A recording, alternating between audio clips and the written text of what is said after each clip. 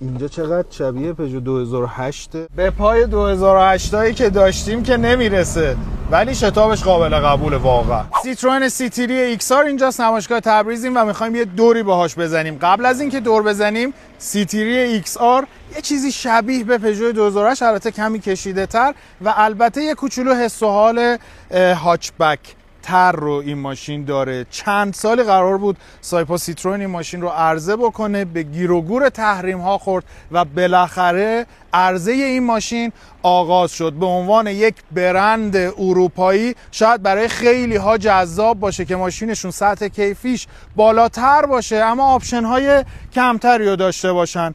سیتیری ایکس آر موتورش 3 سیلندره، اما بدونید موتورهای 3 سیلندر امروز در بازار جهانی توان خوبی رو داره به شما میده. موتور 3 سیلندر 1.2 لیتری میتونه 115 اسب بخار و 190 نیوتن متر گشتاور داشته باشه که به لطف گیربکس 2 کلاجه و انتقال قدرت به چرخهای جلو شتاب خوبی رو هم میتونه به شما بده. گیربکس 6 سرعته 2 کلاجه است. ماشین سقفش فلزیه و خبری از آپشن‌های عجیب و غریب توی این ماشین الان نیست. ممکنه در آینده تیپ‌های فولترش هم عرضه بشه. اینجا چقدر شبیه پژو 2008، البته اینجا گریپ کنترل بوده احتمالاً. مد اسپورت و برفی رو داریم. اهرام تعویض‌دهندمون به این سبک خیلی شبیه تاراس. اینجا یه مانیتور داریم که مصرف سوخت و اینها رو هم با زدن این دکمه اینجا میتونید ببینید. متریال داشبوردمون خشکه، اینجاها هم خشکه، اینجا رو فقط چرمی کار کردن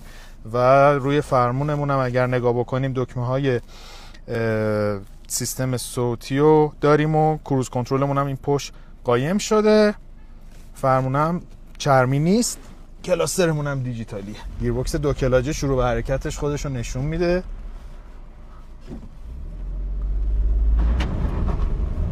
ولی چه توانی با اینکه موتور 3 سیلندر قشنگ توربو بودنش حس میشه. به پای 2008 هایی که داشتیم که نمیرسه، ولی شتابش قابل قبول واقعا. شروع به حرکت شاید حس بکنی 3 سیلندره، ولی وقتی راه میفته اون حس رو بهت دیگه نمیده و حس و حال سوار شدن توی یک ماشین اروپایی رو واقعیت توی ماشین میتونید درک بکنید. چه تعویض‌دهنده خوبی بدون هیچ لگی و بدون هیچ تقی و پشت هم.